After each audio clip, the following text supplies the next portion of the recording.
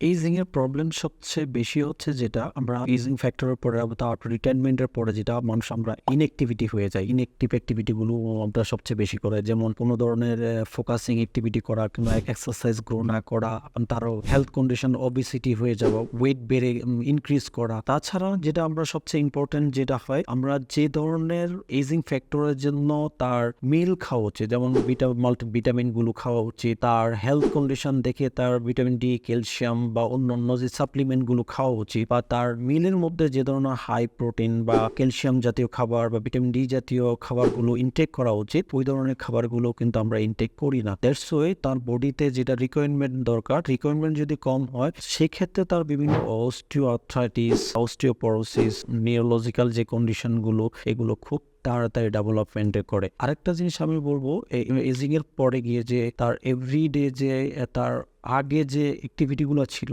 Ageing এর কারণে সেই অ্যাক্টিভিটিগুলো করতে পারছে না because of the weakness. So উইকনেসগুলো তাকে রিকভারি করার জন্য তাকে এক্সারসাইজ গ্রো করা উচিত, বা এভরিডে একটা রুটিন ওয়াইজ তাকে কিছু মেনটেন করা উচিত, যে আমি 30 মিনিটস ওয়াক করা বা 31 আওয়ার ওয়াক করা, কিছু টাইম তাকে ফিজিক্যাল অ্যাক্টিভিটির মধ্যে গ্রো করা। সো এই ধরনের যদি আমরা রেগুলার এই জিনিসগুলো থেকে এভরিডে ফোকাস করতে পারি, তাহলে কিছু হলেও আমরা এজিং ফ্যাক্টর থেকে বা এজিং পিপলদেরকে কিছু হলো এই ধরনের কন্ডিশন থেকে সেভ করতে পারবো। সো আমরা চেষ্টা করব সবাই এজিং সম্পর্কে জানবো এবং তাকে কি কি জিনিস আমাদের এজিং ফ্যাক্টরের জন্য রিকোয়ারমেন্ট ওইগুলো আমরা বুঝে প্রপার মেনটেন করব। সবাই ভালো থাকবেন। এজিং সম্পর্কে আমরা একটু আরো স্টাডি করব এবং আমরা ওই এজিং ফ্যাক্টর অনুযায়ী যা যা করণীয় এগুলা মেনে চলার চেষ্টা করব। আসসালামু আলাইকুম, সবাই ভালো থাকবেন।